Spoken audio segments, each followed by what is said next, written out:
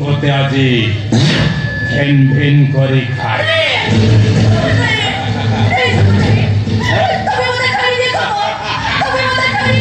ছাড়ি দেবে